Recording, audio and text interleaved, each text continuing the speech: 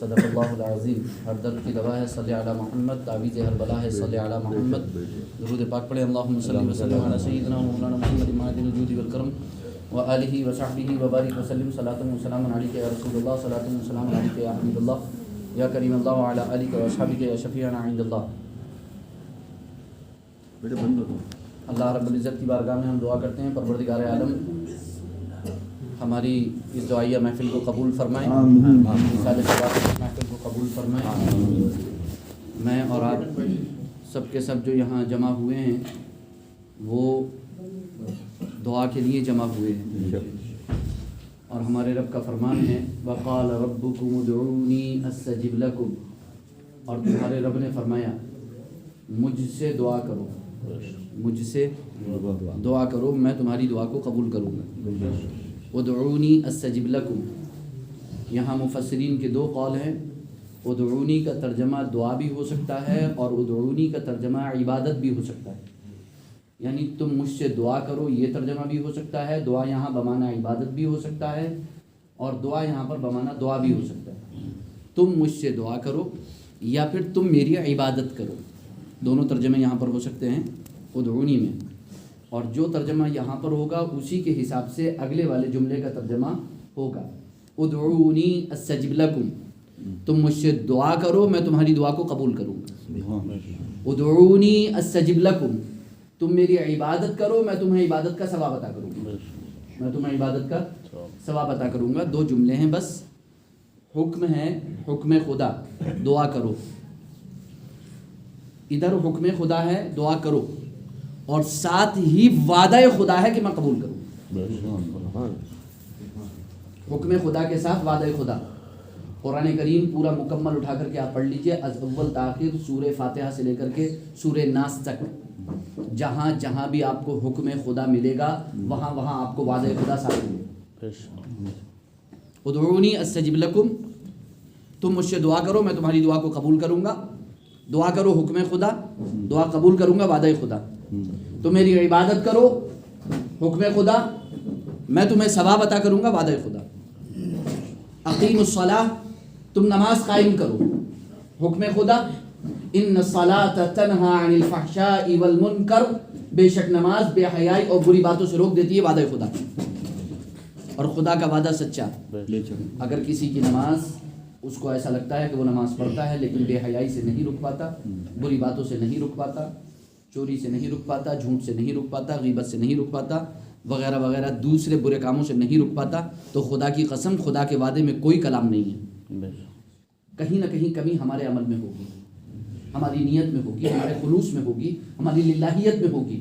وگرنہ ایسا ہو نہیں سکتا کہ جو بندہ نماز پڑھے وہ بے حیائی و بری باتوں سے نہ رکے.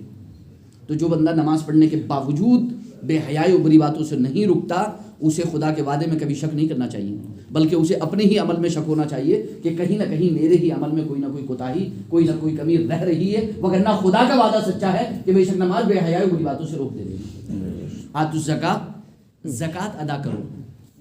خذ من اموالہم صدقہ، دوسری جگہ قرآن فرماتا ہے محبوب ان سے صدقہ لیجئے، زکوٰۃ لیجئے. یہ حکم خدا. زکوٰۃ دو، محبوب ان سے زکوٰۃ لیجئے، حکم خدا.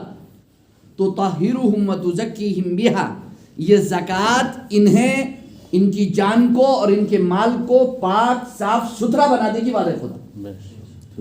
روزہ رکھو حکم خدا، یہ روزہ تمہیں متقی پرہیزگار بنا دے گا وعدہ خدا. ان تجتنبوا کبائر ما تنہون عنہ نکفر عنکم سیئاتکم وندخلکم مدخلا کریما. بڑے گناہوں سے بچو حکم خدا، چھوٹے گناہوں کو ہم معاف فرما دیں گے وعدہ خدا. اگر تم بڑے گناہوں سے بچتے رہو گے تو چھوٹے تو ہم معاف فرما دیں گے وعدہ خدا. اللہ کے رسول کی بارگاہ میں ایک شخص آیا، یا رسول اللہ مجھ سے ایک لغزش ہو گئی ہے، ایک چھوٹا گناہ ہو گیا ہے، آپ مجھے بتائیے کہ مجھے کیا کرنا ہے. بخاری شریف میں حدیث پاک ہے. اللہ کے رسول صلی اللہ علیہ وسلم نے ارشاد فرمایا ٹھہرو. انہوں نے پھر پوچھا یا رسول اللہ کچھ دیر کے بعد کہ مجھ سے ایک چھوٹا گناہ ہو گیا ہے تو میرے لیے کیا حکم ہے. اللہ کے رسول نے کوئی جواب نہیں دیا. انہوں نے پھر پوچھا، اللہ کے رسول نے کوئی جواب نہیں دیا. اس کے بعد اذان ہو گئی، حضور نماز کے لیے تشریف لے گئے، یہ بھی حضور کے ساتھ نماز کے لیے چلے گئے. حضور نے نماز پڑھائی. نماز پڑھانے کے بعد جب نماز سے فارغ ہوئے حضور، تو انہوں نے پھر کہا یا رسول اللہ میں نے آپ سے عرض کیا تھا کہ مجھ سے ایک چھوٹا گناہ ہو گیا ہے، تو میرے لیے کیا حکم ہے؟ اللہ کے رسول نے فرمایا کہ تم نے ہمارے ساتھ ابھی نماز نہیں پڑھی؟ انہوں نے کہا رسول اللہ میں نے نماز پڑھی. اللہ کے رسول نے فرمایا پھر وہ گناہ رہا ہی کب؟ وہ گناہ رہا ہی کب؟ وہ تو چلا گیا. ان الحسنات یذہبن السیئات، قرآن کریم کا فرمان ہے بے شک اچھائیاں برائیوں کو مٹا دیتی ہیں. ان الحسنات یذہبن السیئات، بے شک اچھائیاں، حسنات، نیکیاں برائیوں کو مٹا دیتی ہیں. اسی لیے قرآن کریم نے فرمایا وَلَا تَسْتَوِي الْحَسَنَةُ وَلَا السَّيِّئَةُ، اچھائی اور برائی برابر نہیں ہو سکتی. اگر کوئی آپ کے ساتھ برا کرتا ہے تو آپ کو کیا کرنا ہے؟ برائی کرنا ہے اس کے ساتھ؟ نہیں. ادفع باللتی ہی احسن، آپ کو اس کی برائی کا بدلہ اچھائی سے دینا ہے. نتیجہ کیا ہوگا؟ قرآن فرماتا ہے پارہ نمبر 24 میں سورہ فصلت میں، حمیم سجدہ کی آیت کریمہ ہے. نتیجہ کیا ہوگا؟ فَإِذَا الَّذِي بَيْنَكَ وَبَيْنَهُ عَدَاوَةٌ كَأَنَّهُ وَلِيٌّ حَمِيمٌ، جب آپ کسی کی برائی کا بدلہ اچھائی سے دیں گے. اگر کسی نے آپ کے ساتھ بدسلوکی کی ہے، بد اخلاقی کی ہے، بد مزاجی کی ہے، اس نے آپ کے ساتھ غلط رویہ اختیار کیا ہے، اس نے آپ کا حق مانگا ہے، تو آپ یہ نہیں ہے کہ اس کے ساتھ وہی رویہ اختیار کریں. نہیں، آپ اس کے ساتھ اچھا سلوک کریں، اچھا برتاؤ کریں. آپ کا دشمن بھی آپ کا دوست بن جائے گا، قرآن کا فرمان ہے. فَإِذَا الَّذِي بَيْنَكَ وَبَيْنَهُ عَدَاوَةٌ كَأَنَّهُ وَلِيٌّ حَمِيمٌ. تو جہاں بھی آپ دیکھیں گے، جہاں بھی حکم خدا ملے گا، وعدہ خدا ساتھ ملے گا. اور اس کے ساتھ سے ایک بات اور، قرآن کریم نے فرمایا وَفْعَلُوا الْخَيْرَ لَعَلَّكُمْ تُفْلِحُونَ، اچھائی کے کام کرو، کامیابی تمہارا نصیب ہے. وَلَا تَهِنُوا وَلَا تَحْزَنُوا وَأَنْتُمُ الْأَعْلَوْنَ إِن كُنتُم مُؤْمِنِينَ. غمزدہ نہ ہو، رنجیدہ نہ ہو، حکم خدا. وَلَا تَهِنُوا وَلَا تَحْزَنُوا، غمزدہ نہ ہو، رنجیدہ نہ ہو، سچے پکے مومن نہ ہو، حکم خدا. کامیابی تمہارا نصیبہ، سربلندی تمہارا نصیبہ، نصرت تمہارا نصیبہ، فتح و کامرانی تمہارا نصیبہ، حکومت و اقتدار تمہارا نصیبہ. شرط یہ ہے کہ تم سچے پکے مومن رہو. تم جب تک سچے پکے مومن رہو گے، با اقتدار رہو گے، با عزت رہو گے، با وقار رہو گے، تو جہاں بھی حکم خدا ہے وہاں وعدہ خدا ساتھ میں ہے. اور یہ ہماری محفل جو ہے وہ دعائیہ محفل ہے. یہ جو ہماری محفل ہے یہ دعائیہ محفل ہے. اسی کی مناسبت سے میں نے قرآن کریم کی آیت کریمہ پڑھی تھی ادعونی استجب لکم، تم مجھ سے دعا کرو میں تمہاری دعا کو قبول کروں گا. حدیث پاک میں ہے الدعاء هو العبادہ، دعا عبادت ہے. حدیث پاک میں ہے الدعاء مخ العبادہ، دعا عبادت کا مغز اور گودا ہے. دونوں حدیث ترمذی شریف کے اندر موجود ہیں. حدیث پاک میں اللہ کے رسول سرور کونین صلی اللہ علیہ وسلم ارشاد فرماتے ہیں کہ جب تم کسی بیمار کے پاس جاؤ یا کسی میت کے پاس پہنچو، جب تم کسی بیمار کی عیادت کے لیے پہنچو یا کسی میت کی تعزیت کے لیے پہنچو، میت کے پاس جاؤ، فقولوا خیرا، تو وہاں پر بیٹھ کر کے اچھی اچھی باتیں کہو. بیمار کے پاس بھی اور مردار کے پاس بھی، میت کے پاس بھی، دونوں کے پاس بیٹھ کر کے اچھی اچھی باتیں کہو. کیوں؟ اللہ کے رسول فرماتے ہیں فَإِنَّ الْمَلَائِكَةَ يُؤَمِّنُونَ عَلَى مَا تَقُولُونَ، اس لیے کہ فرشتے تمہاری باتوں پر آمین کہتے ہیں. اب تم جیسی باتیں وہاں بیٹھ کر کے کر رہے ہو، انہی باتوں پر فرشتے آمین کہہ رہے ہیں. یہ مسلم شریف کی حدیث پاک ہے. اور امام حاکم نے المستدرک کے اندر جو حدیث پاک بیان کی ہے وہ یہ بیان کی ہے فَإِنَّ الْمَلَائِكَةَ تُؤَمِّنُ عَلَى دُعَاءِ أَهْلِ الْبَيْتِ، کہ فرشتے گھر والوں کی دعا پر آمین کہتے ہیں. جب کسی کا انتقال ہو جاتا ہے، اور گھر والے اس کے لیے دعا کرتے ہیں تو فرشتے اس کی دعا پر آمین کہتے ہیں. آج ہمارے یہاں کسی کا انتقال ہوا ہے اور ہم اس کے لیے دعا کرنے بیٹھے ہیں، خدا کی قسم بے شک فرشتے ہماری دعا پر آمین کہتے ہیں. ہم اس کے لیے دعا کرنے بیٹھے ہیں. اسی لیے نماز جنازہ سے پہلے، نماز جنازہ کے بعد، قبر تیار ہونے کے بعد، اس کے بعد پہلے دوسرے دن تیسرے دن ہم دعا کا اہتمام کرتے رہتے ہیں لگاتار. اور یہ اہتمام ہم نہیں کرتے، بلکہ یہ اہتمام ہمیں جناب محمد الرسول اللہ صلی اللہ علیہ وسلم سے ملا، صحابہ سے ملا یہ طریقہ. اللہ کے رسول سرور کونین صلی اللہ علیہ وسلم کے بارے میں حدیث پاک مسلم شریف کی کہ ام سلمہ فرماتی ہیں کہ جب ابو سلمہ کا انتقال ہوا اور حضور تشریف لائے تو ان کی آنکھیں کھلی رہ گئی تھی. حضور نے ان کی آنکھیں بند کی اور اس کے بعد حضور نے ان کے لیے دعا کی. حضور نے ان کے لیے اور کافی لمبی دعا کی حضور نے ان کے لیے. یہ دعا ہو گئی. تو یہ انتقال کے بعد کی دعا تھی جو حضور نے میت کے لیے کیا کرتے. صحابہ بھی ساتھ میں آئے اور اجتماعی دعا ہوئی. اس کے بعد حدیث پاک میں آتا ہے، مستدرک الحاکم میں بھی یہ حدیث پاک ہے. امام حاکم فرماتے ہیں کہ امام بخاری اور روایت کیا اور اس کی سند بھی صحیح ہے. وہ یہ کہ اللہ کے رسول سرور کونین صلی اللہ علیہ وسلم کے بارے میں حضرت امیر المؤمنین عثمان غنی تیسرے خلیفہ رضی اللہ تعالیٰ عنہ ارشاد فرماتے کان النبی صلی اللہ علیہ وسلم اذا فرغ من دفن المیت، نبی اکرم صلی اللہ علیہ وسلم جب جنازہ دفن کر کے فارغ ہو جاتے ہیں، جب جنازہ دفن کر کے فارغ ہو جاتی، جب قبر پر مٹی برابر کر دی جاتی، جب قبر کو برابر کر دیا جاتا تو ارشاد فرماتے ہیں، ابو داؤد کی بھی حدیث ہے، سنن ابو داؤد کی، اور امام حاکم نے بھی اس حدیث کو بیان کیا، اور امام بخاری امام مسلم کی شرط پر اسے صحیح کہا ہے حدیث کو۔ کیا ہے حدیث پاک؟ اللہ کے رسول جب فارغ ہو جاتے تو ارشاد فرماتے صحابہ سے، استغفروا لاخیکم وصلوا له بالتثبیت فانه الان يسأل۔ اب اپنے بھائی کے لیے مغفرت کی دعا کرو اور اس کے لیے ثابت قدمی کی دعا کرو، کیونکہ اب قبر میں اس سے سوالات ہوں گے۔ اب قبر میں اس سے بالکل واضح حدیث ہے کہ حضور صلی اللہ علیہ وسلم دفن کرنے کے بعد فوراً منہ موڑ کے تشریف نہیں لے جاتے، صحابہ فوراً بھاگ نہیں جاتے قبرستان سے، بلکہ وہاں ٹھہرے رہتے تھوڑی دیر، اور تھوڑی دیر ٹھہرنے کے بعد وہاں مردے کے لیے دعا کرتے، ان کے لیے ثابت قدمی کی دعا کرتے۔ اور حضور تو ایک حدیث میں یہ حضور فرماتے ہیں، جب بندہ 40 قدم واپس چلے جاتے ہیں لوگ، جب لوگ واپس پلٹ کے جاتے ہیں، جب نکیرین آتے ہیں، جب سوالات قبر کے لیے وہ آتے ہیں اور پھر ان سے سوالات قبر کرتے ہیں، تو اب سوچئے کہ حضور کتنی دیر وہاں ٹھہرے رہتے ہوں گے کہ وہ آتے ہیں اور وہ سوال کرتے ہیں، سوال شروع ہو جاتے ہیں اور حضور اس وقت حکم فرماتے ہیں کہ اب اس سے سوال ہو رہا ہے، اب دعا کرو۔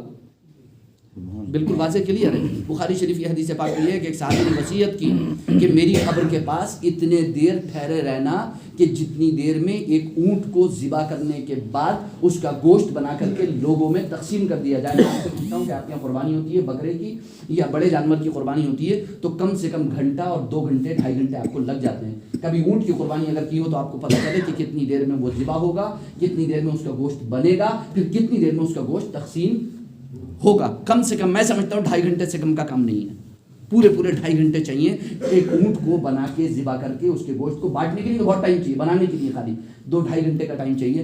تو یہ صحابہ وصیت کرتے تھے کہ ہماری قبروں کے پاس سے جانا نہیں، ہم تم سے انس حاصل کریں گے، ہمیں تم سے انس ہوگا، ہماری قبر کے پاس رہنا، دعا کرتے رہنا، اور یہ صحابہ کا طریقہ تھا۔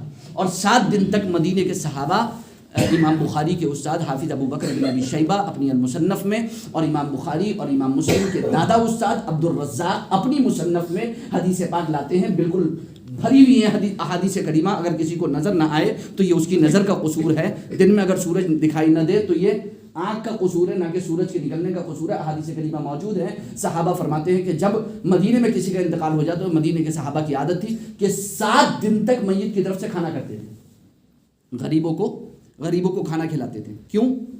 کیونکہ اللہ کے رسول سرور کونین صلی اللہ علیہ وسلم نے ارشاد فرمایا، حضرت سیدنا عبداللہ ابن عمر رضی اللہ تعالیٰ عنہ سے حدیث ہے، اللہ کے رسول نے ارشاد فرمایا کہ مومن کی 7 دن تک قبر میں آزمائش ہوتی ہے اور منافق کی 40 دن تک۔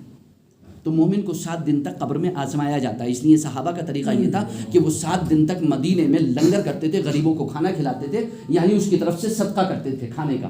اور اس کے ساتھ ساتھ طریقہ ان کا یہ تھا کہ وہ لگاتار 7 دن تک قبر پر جاتے اور سرہانے کھڑے ہو کر کے الف لام میم سے مفلحون تک، اور پائنتی کھڑے ہو کر کے سورہ بقرہ کی آخری آیت آمن الرسول سے انصرنا علی القوم الکافرین تک کھڑے ہو کر کے وہاں پر تلاوت کرتے، قرآن کریم پڑھتے اور اس کا ایصال ثواب کرتے۔ تو یہ تمام باتیں احادیث کریمہ میں موجود ہیں، صحابہ کے طریقے میں موجود ہیں، رسول اللہ کے طریقے میں موجود ہیں۔ میں نے ایک کتاب بھی اس ٹاپک پہ لکھ دی ہے، وہ ہے 11ویں شریف کا صحیح مفہوم۔ اس کتاب کے اندر میں نے 25 طریقے ایصال ثواب کے، ایصال ثواب کے 25 طریقے صحیح احادیث کریمہ سے ثابت کیے ہیں۔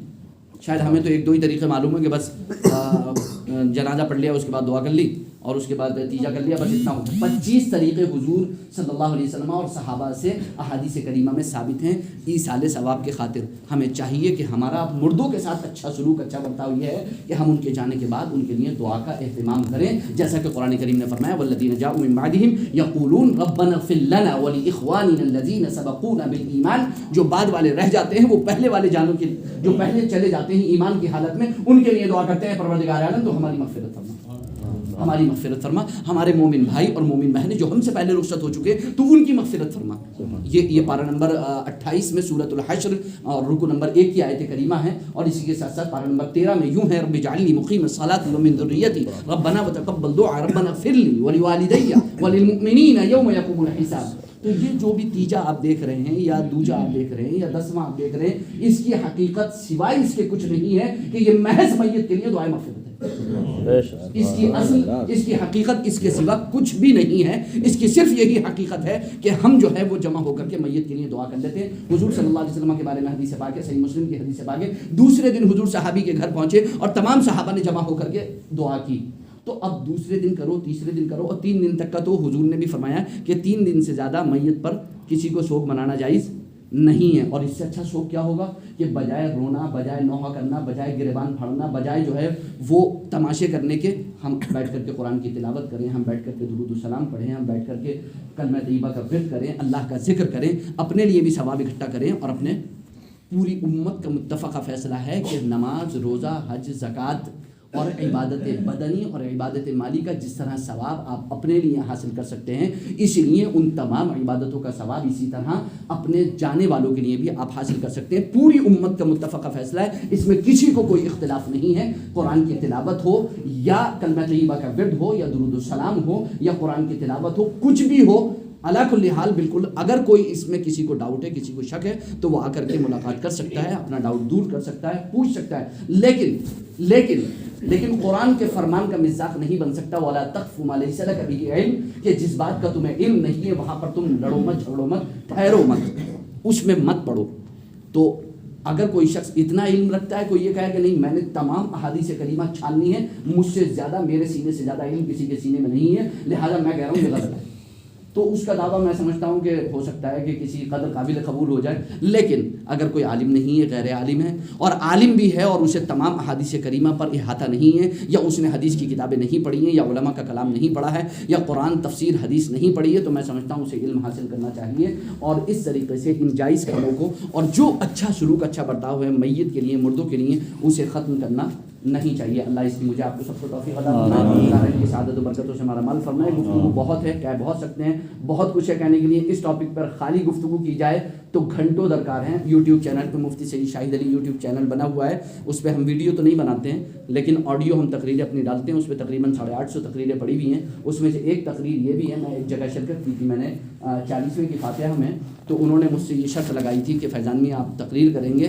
لیکن شرط ہماری یہ ہے کہ آپ کی تقریر اصالہ ثواب پر ہوگی، لیکن آپ جتنی دیر بھی تقریر کریں گے اس میں قرآن اور حدیث کے سوا کسی بھی بات کا آپ ذکر نہیں لائیں گے. یہ ہماری شرط ہے، تب تو آپ تقریر کریں، وگرنہ آپ تقریر نہ کریں. یہ بر وقت مجھ سے کہا جب میں ان کے گھر پہنچا تو میں بولا کہ انشاءاللہ العزیز میں جتنی دیر بھی تقریر کروں گا، اگر قرآن اور حدیث سے ہٹ کر کے ایک بھی بات میں کہہ دوں تو آپ میرا ہاتھ پکڑ لینا اور مجھ سے کہہ دینا کہ فیضان میاں اب بہت ہو گیا، اب آپ رہنے دیجیے. 1 گھنٹہ 5 منٹ کی تقریر، اگر اس میں ایک بھی بات میری اپنی مل جائے تو آپ کہہ دینا اس میں صرف قرآن کی آیات اور حدیث کریمہ سے اصالہ ثواب کا ثبوت ہے. تو الحمدللہ ہم اور آپ سب یہاں پر جمع ہیں، ہم سب سفارشی ہیں، ہم سب میت کے سفارشی ہیں اور یہاں سفارش کے لیے جمع ہوئے ہیں. اگر 100 مسلمان جمع ہو جائیں تو اللہ مغفرت فرماتا ہے، 40 مسلمان جنازے میں جمع ہو تو اللہ تعالیٰ مغفرت فرماتا ہے. صحیح ستہ کی حدیثیں موجود ہیں. اگر 3 صفحے ہوں، یا رسول اللہ 3 کی کیا وجہ ہے؟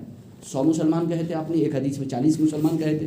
ہاں ایک زمانہ ایسے بھی آ سکتا ہے جس میں صرف 5 نمازیوں کی اجازت ملے، تو اس وقت 100 اور 40 کہاں سے لائیں گے آپ؟ 3 صفحے تو بنا سکتے ہیں نا بھائی، 10 ہی آدمی سے ہی 3 صفحے تو بنا سکتے ہیں. حضور نے فرمایا جس جنازے میں 3 صفحے ہوں گی اس کی بھی مغفرت کر دی جائے گی. ایک موقع پر حضور کے پاس اتنے لوگ نہیں تھے، اتنے صحابہ نہیں تھے جنازے میں، تو حضور نے کم لوگوں میں ہی 7 لوگوں میں ہی 3 صفحے بنوا لی. تو جس میں 3 اور صرف اتنا ہی نہیں، لوگ میں نے دیکھا ہے سب سے بڑی بات، جنازہ ہوتا ہے، آدھے لوگ جنازہ پڑھتے ہوتے ہیں، آدھے لوگ سائڈ میں کھڑے ہوتے ہیں. افسوس اور شرم کی بات یہ ہے کہ ہمیں آج تک نماز جنازہ بھی یاد نہیں ہے. اس سے زیادہ افسوس اور شرم کی بات کیا ہوگی کہ ہمارے والد کا جنازہ، ہماری والدہ کا جنازہ رکھا ہوا ہے اور ہم سے دعائیں جنازہ نہیں آتی، ہم سے دعائیں مغفرت نہیں آتی. اس سے زیادہ افسوس کی بات کوئی نہیں ہوگی. آپ جنازہ پڑھیے. کبھی کبھی ایسا ہوتا ہے آدمی عذر کرتا ہے میرا وضو نہیں ہے. صحابہ کا طریقہ تھا کہ اگر وہ بر وقت پہنچتے اور وضو کا کوئی انتظام نہیں ہوتا، پانی کا کوئی انتظام نہیں ہوتا، یا انہیں لگتا کہ اتنی دیر میں امام نماز جنازہ پڑھا دے گا، تو وہ تیمم کرتے، تیمم کر کے کھڑے ہو جاتے. اس کی فضیلتیں بہت زیادہ ہیں. اگر میت کی مغفرت کے لیے نہیں، اس کی سفارش کے لیے نہیں، تو وہ احادیث کریمہ نظر میں رکھیے جس میں حضور نے فرمایا کہ جنازہ پڑھنے والوں کی بھی مغفرت فرما دی جاتی ہے. صرف جنازے کی نہیں، جنازہ پڑھنے والوں کی بھی مغفرت فرما دی جاتی ہے. تو اگر اپنی مغفرت، اس کی مغفرت کی خاطر نہیں تو اپنی ہی مغفرت کی خاطر لیکن جنازے میں شرکت کیجیے، کثرت سے جنازہ پڑھیے. اور ایک خاص بات یہ کہ مسجد کے اندر جو جنازہ پڑھایا جاتا ہے وہ رامپور میں کھڑکیاں توڑی جاتی ہیں، اور اس سلسلے میں بہت زیادہ، جیسا کہ جامع مسجد میں بھی ہوتا ہے اور جگہ بھی ہوتا ہے، تو ان لوگوں نے جو دلیل دی ہے ان کی دلیل مضبوط نہیں ہے، کمزور دلیل ہے. اور احادیث کریمہ سے میں نے ایک کتاب لکھی ہے، انشاءاللہ کل ہی دلی کو چھپنے کے لیے چلی جائے گی.